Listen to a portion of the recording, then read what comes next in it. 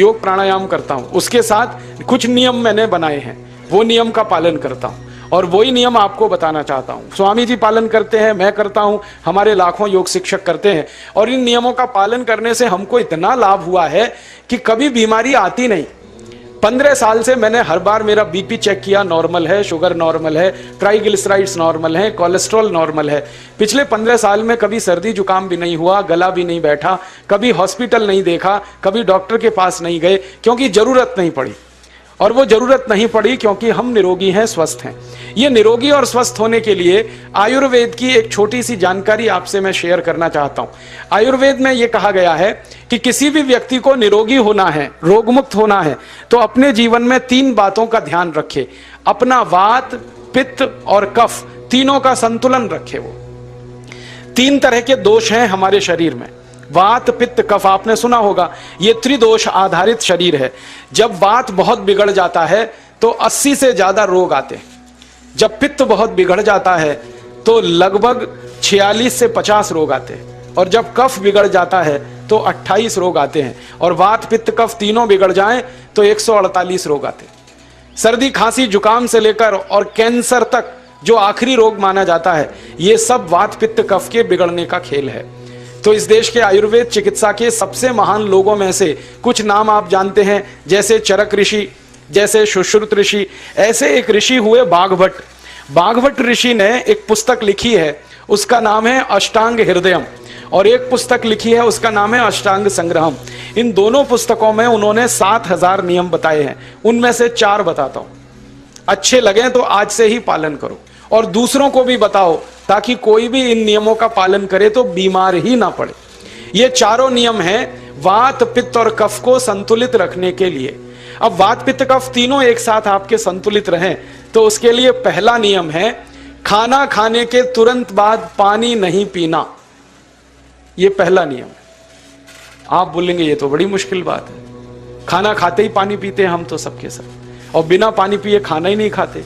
कई लोग तो खाने से ज्यादा पानी पीते हैं, खाना कम खाते हैं, पानी ज्यादा पीते हैं। ये खाना खाने के बाद पानी कभी भी नहीं पीना, क्योंकि महर्षि बाघभट्ट कहते हैं भोजनांते विषम वारी, माने भोजन के अंत में पानी पियो तो जहर के पीने के जैसा है। इसलिए वो कहते हैं कभी भी खाने के तुरंत बाद पानी मत पियो। अब आप मुझे पूछोगे क्यों नहीं पिए, कारण बता दो। कारण मैं बताना चाहता हूं सरल भाषा में। हम जब खाना खाते हैं ना तो पेट में सारा खाना इकट्ठा होता है। पेट में एक स्थान होता है, उसको हम कहते हैं जठर। संस्कृत में, हिंदी में जठर कहते हैं, अंग्रेजी में उसको एपिगैस्ट्रियम कहते हैं, हिंदी में कुछ लोग उसको आमाशय भी कहते हैं। ये जठर छोटा सा स्थान है। आपके पेट में नाभि है ना, उसके लेफ्ट साइड में बाईं तरफ छोटा सा स्थान है। सारा खाना आपका इसी स्थान पर आता है। जो भी आप खाते हो, रोटी, चावल, दाल, सब्जी, दूध, दही, कुछ भी खाओ, सब कुछ जठर में आता है। अब जठर में जैसे ही खाना इकट्ठा होता है तो उसमें आग जलती है और उस आग को कहते हैं जठर अग्नि, मिला के बोल देते हैं जठराग्नि। आप जैसे ही खाना खाते हो पेट में जठर में अग्नि जलती है, वो अग्नि खाने को पचाती है। और अग्नि खाने को ऐसे ही पचाती है जैसे रसोई घर की अग्नि खाने को पकाती है। आपके रसोई घर में आप अग्नि जलाओ, उसके ऊपर दूध रख दो, दूध में थोड़ा चावल डाल दो, अग्नि जब तक जलती रहेगी खीर तब तक बनती रहेगी। आप घर में अग्नि जलाओ, उसके ऊपर पानी रख दो, उसमें दाल डाल दो, दाल की पकने की क्रिया तब तक चलेगी जब तक अग्नि जलेगी। ऐसे ही पेट में होता है। जैसे ही आपने खाना खाया पेट में अग्नि जलती है, और जब तक अग्नि जलती है तो खाने के पचने की क्रिया चलती है। जैसे रसोई घर में खाना पकाते हैं वैसे ही पेट में भी खाना पकता है। इसी को हम पचने की क्रिया कहते हैं, अंग्रेजी में उसको डाइजेशन कह देते हैं। तो आपने खाना खाया, पेट में अग्नि जल गई, अब वो खाने को हजम करेगी, पचाएगी। अब मुझे एक प्रश्न का उत्तर दो आप, कि जैसे ही आपने खाना खाया पेट में अग्नि जल गई और वो खाने को पचा रही है, तुरंत आपने गट गट गट गट पानी पी लिया और खूब ठंडा पानी पी लिया, बर्फ मिलाया हुआ पानी पी लिया, फ्रिज का पानी पी लिया। क्या होने वाला है? अग्नि जलेगी कि बुझेगी? अग्नि के ऊपर पानी डालो तो अग्नि और पानी की दोस्ती नहीं है, दुश्मनी है। पानी अग्नि को बुझा देता है। तो आपने खाना खाया, अग्नि जली, पीछे से गट-गट पानी पी लिया, अब अग्नि शांत हो गई, अब खाना पचेगा नहीं, तो वो पेट में पड़ा पड़ा सड़ेगा। और सड़ा हुआ खाना 100 से ज्यादा विष पैदा करेगा, और वो 100 विष आपकी जिंदगी को नरक बना देंगे और जिंदगी भर आप बीमार पड़े रहेंगे। आपको मालूम है, कई लोग कहते हैं मुझे पेट में बहुत गैस बनती है। ये गैस उन्हीं को बनती है जिनका खाना हजम नहीं होता। कोई लोग कहते हैं कि मुझे पेट में जलन होती है, ये जलन उन्हीं को होती है जिनका खाना पचता नहीं। कोई कहते हैं कि मेरे पेट में एकदम गुम हो जाता है, फूल जाता है, ये सब वो लक्षण हैं जब खाना पचता नहीं।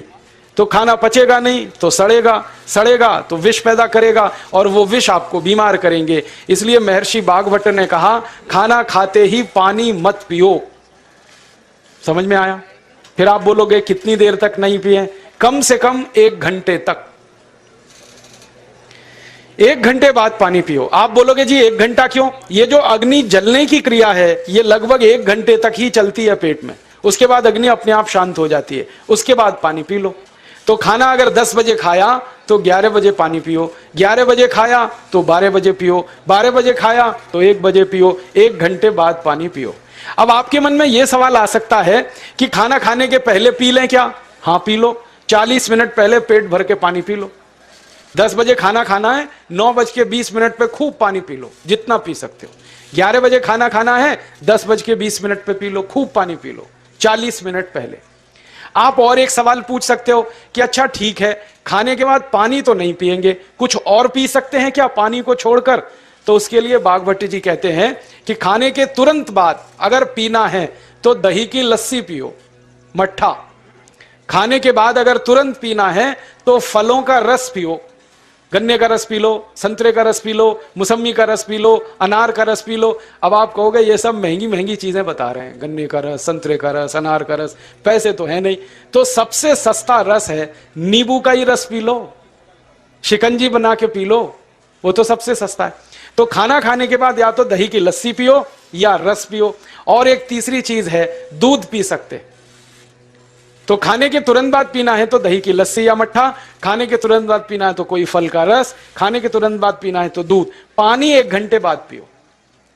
और अगर एक बात ध्यान रखो तो अच्छा है कि सवेरे खाना खाते हैं जिसको हम ब्रेकफास्ट कहते हैं, नाश्ता, तो फलों का रस पीना अच्छा, दोपहर को खाना खाएं तो लस्सी और मट्ठा पीना अच्छा, और रात का खाना खाएं तो दूध पीना अच्छा।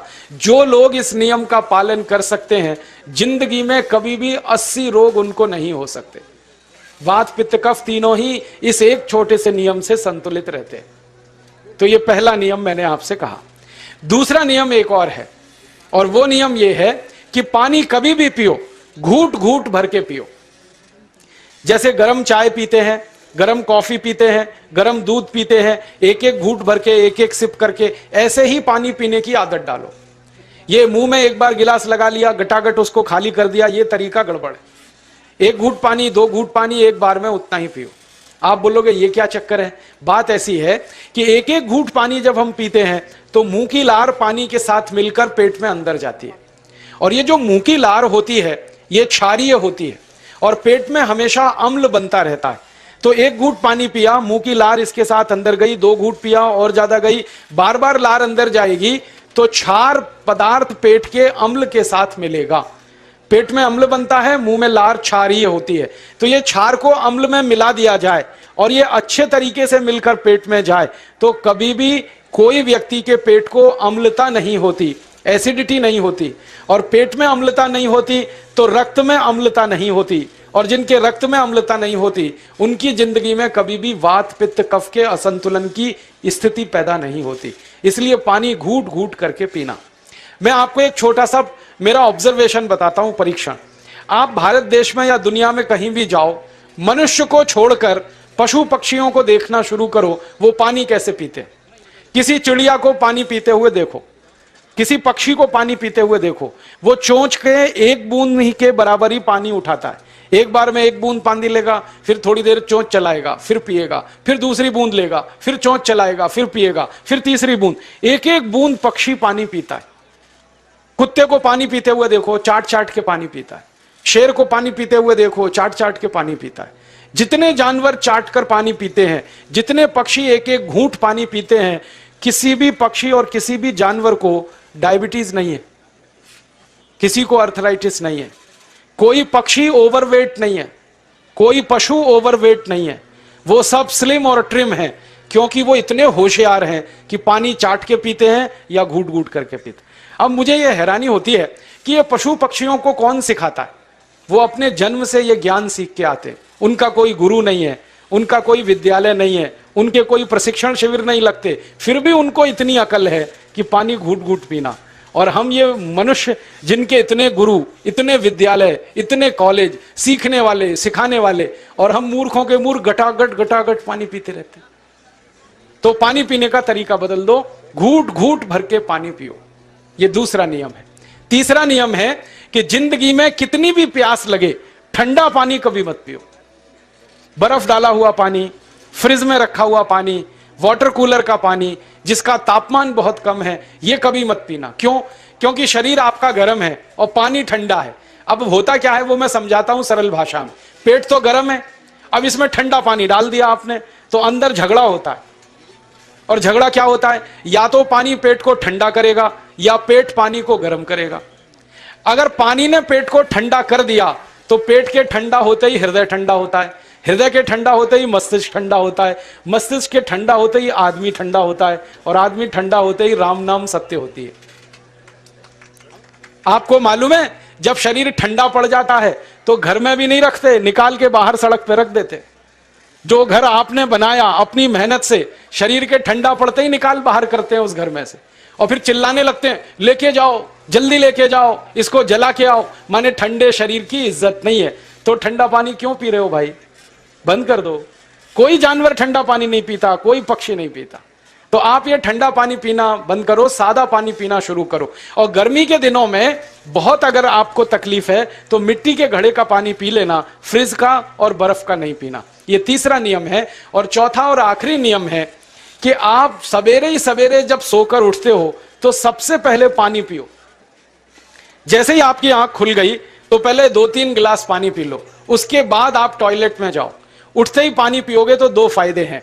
पहला फायदा यह है कि पानी पेट में जाकर बड़ी आंत को साफ करता है, और जैसे ही बड़ी आंत की सफाई होगी पेट पे दबाव पड़ेगा और आप संडास घर में जाएंगे, 2-3 मिनट में पेट आपका साफ हो जाएगा। जिनका पेट सुबह एक बार में साफ हो जाता है उनकी जिंदगी में कभी रोग नहीं आता। इसलिए सुबह सुबह उठते ही पेट साफ होना जरूरी है। और उठते ही पानी पियोगे तो मुंह की जो लार है वो पानी के साथ मिलकर अंदर जाएगी। सुबह पेट में एसिड की मात्रा ज्यादा होती है, इसलिए लार का पेट में जाना बहुत जरूरी है। इसलिए सुबह उठते ही पानी पीना बहुत जरूरी है। ये 4 नियम हैं आयुर्वेद के। पहला नियम, खाना खाने के 1 घंटे बाद पानी पीना। दूसरा नियम, पानी को हमेशा घूट घूट भर के पीना। तीसरा नियम, कभी भी जिंदगी में ठंडा पानी नहीं पीना। और चौथा और आखिरी नियम, सवेरे उठते ही सबसे पहले पानी पीना। 4 नियमों का पालन जो भी अपने जीवन में कर सकता है वो वात पित्त कफ तीनों को संतुलित रख सकता है। और जिसका वात पित्त कफ संतुलित है उसके जीवन में बीमारी नहीं आती है। और जो बीमार नहीं पड़ते हैं वो स्वस्थ और तंदुरुस्त और सुखी रहते हैं। उनकी जिंदगी का खर्चा कम होता है और देश का भी बहुत सारा पैसा